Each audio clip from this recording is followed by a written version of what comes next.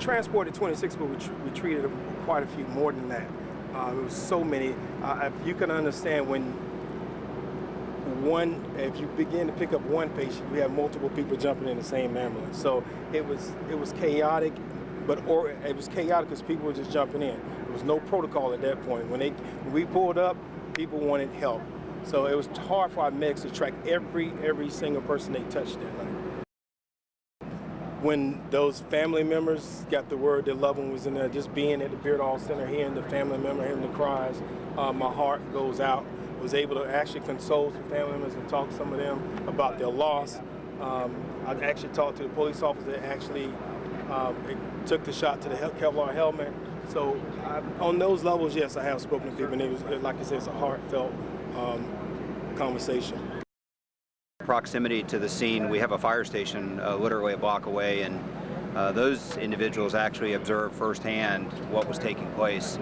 And at first they didn't really, I think, understand the gravity of what was occurring. They thought they heard fireworks, maybe as part of the celebration that was going on, and then realized quickly that that wasn't fireworks, that it was actually gunshots, multiple gunshots. And then what did they do? How did they respond? Well, at first they seek shelter in the station until they can figure out what's going on.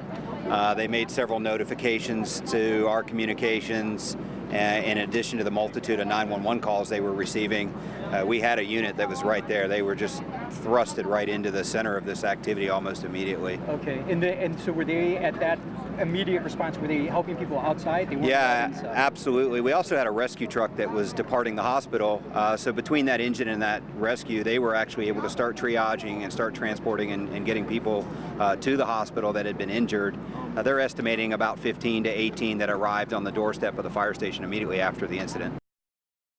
The delay was minimal. It seems like an eternity when you're standing there and you're really wanting to go in and effect a rescue and do what you can for the victims.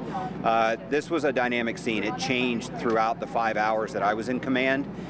We went from it being a shooter to now we possibly have an explosive device in possession. And we're not properly trained or equipped to handle those types of emergencies. So we're here for the fire and the EMS and to support the efforts of law enforcement. OPD did a tremendous job on getting some of those victims to us. The crews that were here had to adapt very quickly because instead of it being just in one location, because of how all the victims and the bystanders dispersed, we had treatment areas that had to be set up in multiple locations to accommodate that number of patients.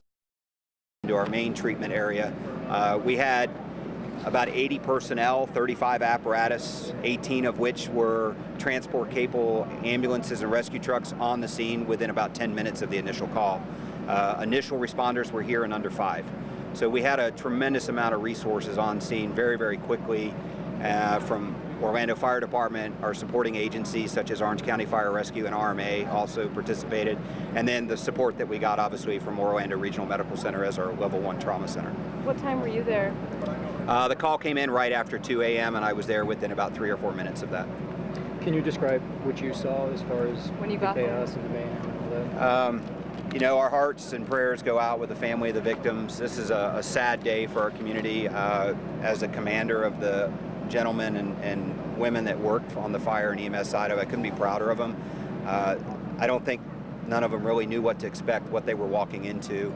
And I saw some of it firsthand because being one of the first on the scene and trying to establish our structure for the fire department, I was able to see what some of the bystanders were doing for some of the victims, and you guys have seen the video where they're carrying some of these victims and actually bringing them to us for care and such like that. So it was just a flood of individuals all dispersing down Orange Avenue in whichever direction they could go.